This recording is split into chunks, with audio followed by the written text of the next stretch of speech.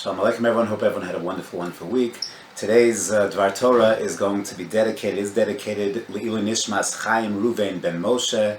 It's dedicated by the Goldman family, and the Neshama should have an aliyah, and the continued beautiful things done by the family should enable the Niftar to Chaim Ruven to have a tremendous aliyah in Shammai.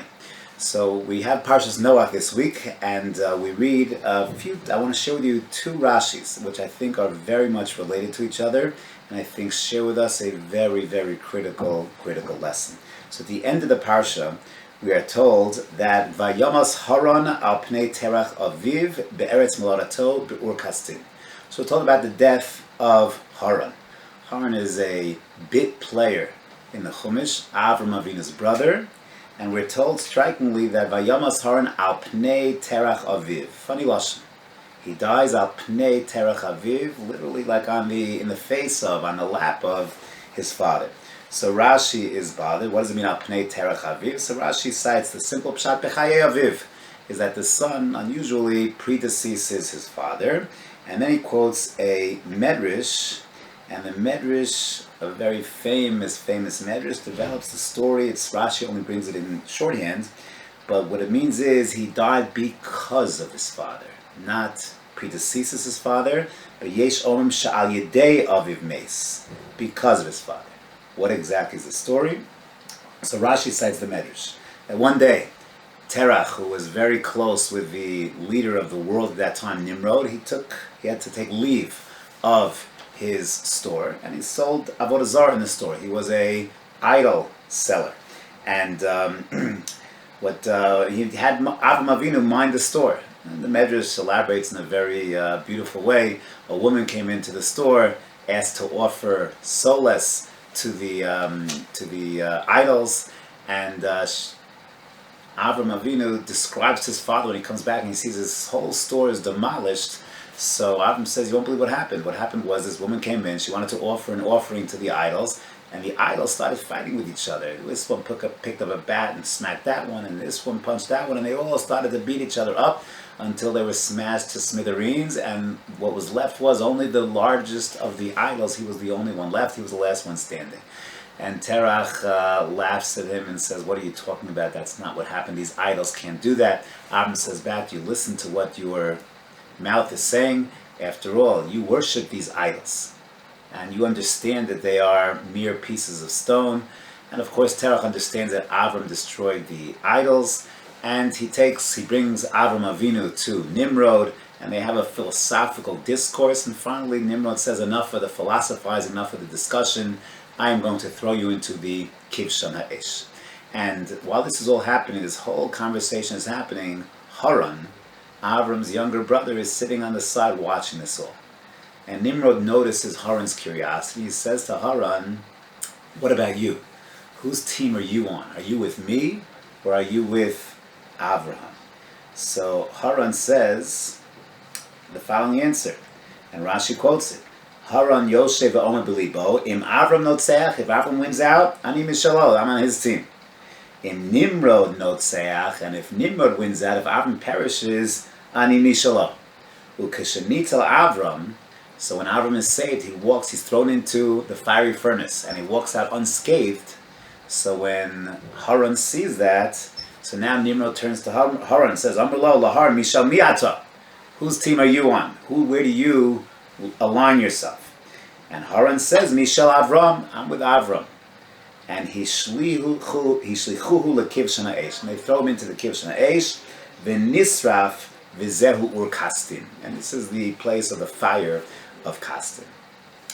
So Haran is watching, he waits, I'll choose Avram's team, he gets thrown in, and he's destroyed, and end of Haran.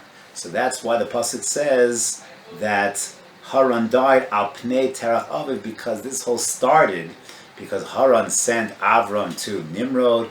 Haran is there as well, and it all came about because of Terach. So that's the Medrash. But what's the Medrash telling us? I think the Medrash is telling us something very meaningful and very profound. You have over here an Avram Avinu and a Haran. Avram and Haran. Haran is what I call a wallflower. He stands on the side. He waits. He's not a proactive person. He sits back, waits. Let's see how this develops. And if it develops in a certain way, then yeah, I'll be with Avram. If it develops in another way, I'm going to be with Nimrod. And he chooses, yeah, I'll go with Avram. But at some times, when you wait on the side, you sit back, you hold back, you do not choose leadership. You choose passivity. You do not choose proactivity. You choose to be the wallflower. So you fundamentally lose out. There's a fundamental flaw in that personality. Avram is proactive. He sees wrong in the world. We'll see that later in Stone. He sees something that he has to act on, even challenging Hashem. Hashem made a decision, even challenging Hashem. Doing kiruv, bringing monotheism into the world. This was who Avram was, and Haran is the direct contrast. I'll wait back. I'll sit on the sides. I'll see. I'll tell you a story. My brother and I were on the patira of my father, so we decided we wanted to pick up a limud together, and the limud that made most sense to both of us, because my father was very passionate about Daf Yomi, so was to learn Daf Yomi, and we had a choice. We both had a choice. Well, my father passed away on Zayin Nisan. In 2 weeks' time, the Daf Yomi was starting Seder Kudshim, and it was a choice to start Seder Kudshim or wait a little bit and then start Seder Brachos with Seder Zra'im with the beginning of Shas again. And there was logic to say, let's wait and start with the easier limud. It'll perhaps have greater staying power. But we both decided that would be a big mistake. To wait on the side in a year and a half, that inspiration would lose. We would lose it. We'd be those wallflowers. We'd be that Haran. We couldn't wait. We had to seize the moment. And now, Baruch Hashem, plowing through Seder Kudshim, Zvachim, Menachos, going through that process. This is constantly a challenge. Wait, maybe they'll start. If they start, they're successful, then I'll jump in. It's a wrong approach. We see this in Yeshiva a lot. Everyone's kind of waiting. Sometimes they're waiting until when's the right time to jump in. Let's see what my friends are doing. Let's see when is the in time to do so. That wasn't the Avram Avinu. And that's the contrast between Abraham and Haran. And you find this idea a little earlier in the parasha as well. Perek Zayin, Pasuk Zayin, the Torah tells the Mabul's about to start. And V'hamabul hayamayim ala haaretz v'yavo Noach ubanav v'yishtol b'nei shebanav ito al hateva mipnei mei hamabul. Funny lashon. They went into the teva because of the waters of the Mabul.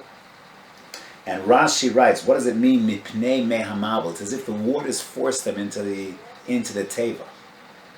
So Rashi says, Noach was miktanei ha'amuna. He wasn't a full believer. Hayamamin ve'enamamin. He was on the side. He was vacillating. Is this really going to happen? Is Hashem really going to bring a Mabul? Is he going to follow through?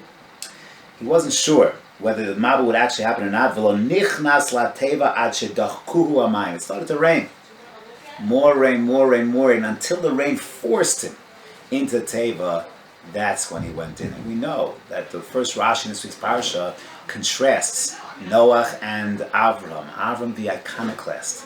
Avram the visionary. Avram who has a tremendous sense of get up and go, who's Makari of the world. Who when Sodom is subject to potential destruction, he stands up and fights against it.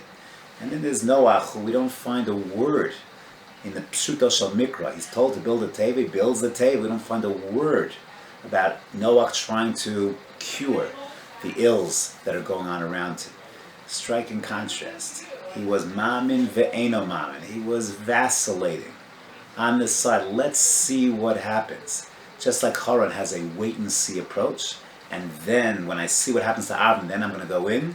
Noach says, I don't know if this is... only when the waters force him, when his hand is forced, then he acts.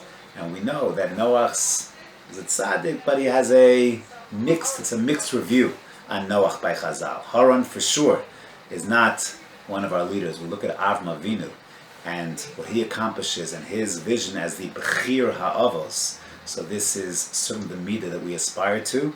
And certainly when we go ahead and we have decisions, should we be proactive? Should we take moves? Should we take leadership positions?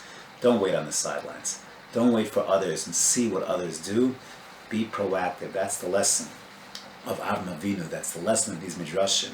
We should be zocheh to have a beautiful Shabbos Kodesh.